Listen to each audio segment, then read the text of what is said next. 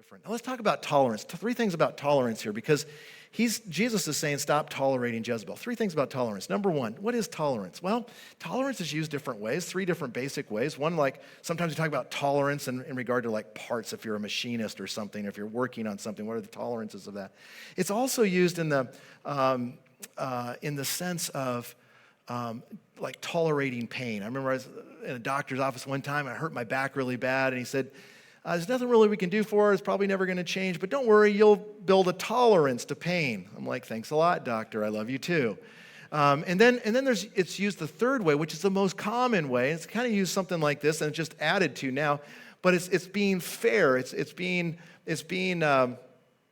respectful. It's this giving space to different practices and actions and beliefs, and now people would add sexuality and all these other things to it. And here's the deal. There's godly tolerance and there's ungodly tolerance. And wisdom is to know the difference. Now, the world's going to tell you there is no difference. All tolerance is good. It's the goddess that everyone worships. But there is godly tolerance and ungodly tolerance. For example, ungodly tolerance would be to embrace some sort of sexual deviation or some sort of sin that God identifies, and embracing that and saying, that's okay. I mean, lying will be lying forever. Adultery will be sin forever. Fornication will be sin forever. Now, stealing will be sin forever. But if we embrace those things and say we're being tolerant, that's a justification of it, then we're abandoning God.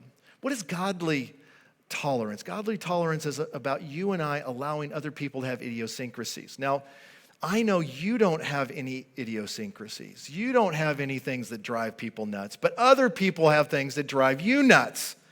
And godly tolerance, as you look through the Bible, like in Ephesians chapter 4, is for us to give people space and grace in all of the areas that God doesn't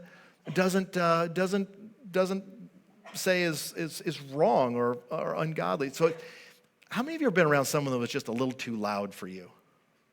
How many of you have been around someone who was a little too quiet for you? How many of you have been around somebody who gets ice cream and it's like coffee ice cream?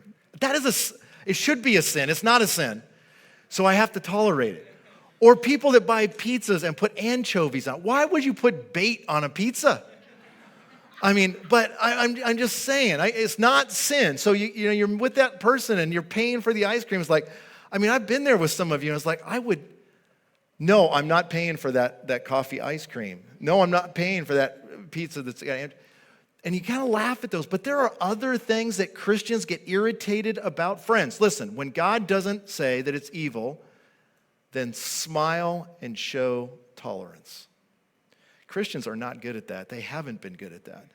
Sadly, Christians are better at tolerating sin than tolerating the issues of grace that God has for us. Did you know that in Romans chapter 14, it says it's actually an act of worship to show tolerance to those frustrating things that happen in our life?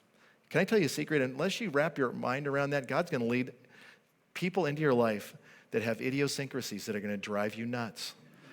Do yourself a favor. Learn the lesson early. Lord, help me to love those people with the anchovy pizza.